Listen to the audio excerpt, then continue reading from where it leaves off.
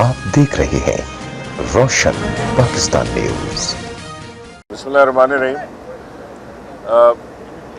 PS 129 से doctor Imran elected नुमाइंदे हैं, जिनको रोटरी प्लैटिनम कराची ने उनके हलके से कचरा उठाने के लिए आज 3 लोडर रक्शे उन्हें दिए हैं और उसके साथ मज़ीद इक्विपमेंट भी देने की वादा किया है और 2 पार्क्स भी अडॉप्ट किए हैं।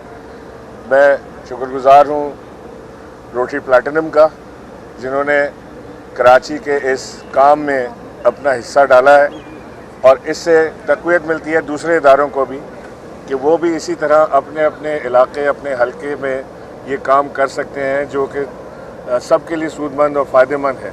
इसमें किसी ख़ास मखसूस जमात या मखसूस लोगों तक महदूद नहीं है, बल्कि एक अवाम का इसमें फ़ायदा होता है।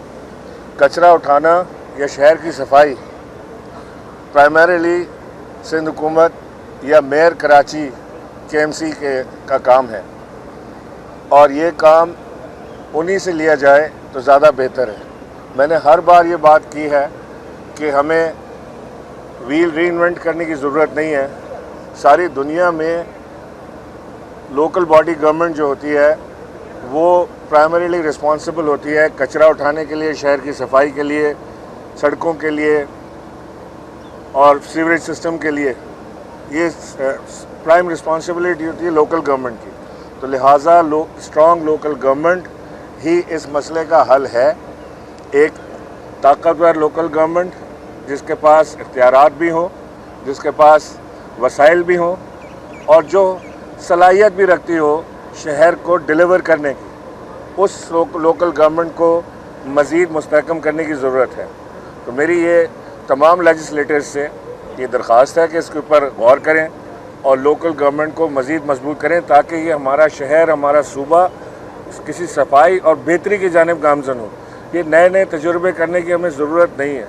मैं समझता हूँ कि सदर पाकिस्तान जब लास्ट टाइम आए थे तो उन्होंने भी एक सजेस्ट किया था कि वफाक, सूबाई हुकूमत और लोकल हुकूमत तीनों मिल बैठें तो शायद कोई बड़े हल की तरफ गामज़न हो सकते हैं। अच्छा, गवर्नर साहब, इस वक्त जो सूरत हाल है वो कराची का कचरा एक तरफ रह गया, मौलाना फजलुर रहमान निकल रहे हैं और उसी तरह पर निकल रही थी धरने के लिए। तो ये धरना किस कदर कामयाब होगा और उसमें पहले वाले धरने में और आज वाले धरने में फ़र्क क्या है? कचरा सब जगह से साफ़ करना पड़ेगा। यहाँ से सफाई शुरू करेंगे, वहाँ भी सफाई करेंगे इंशाल्लाह। मैं समझता हूँ कि मौलाना साहब बड़े अरसे से ये कोशिश कर रहे हैं कि किसी तरह वो इस निज़ाम को पटरी से उतारें और कुछ ऐसे हालात पैदा हों कि मौलाना साहब की अपनी कोई गुंजाइश निकले बीच में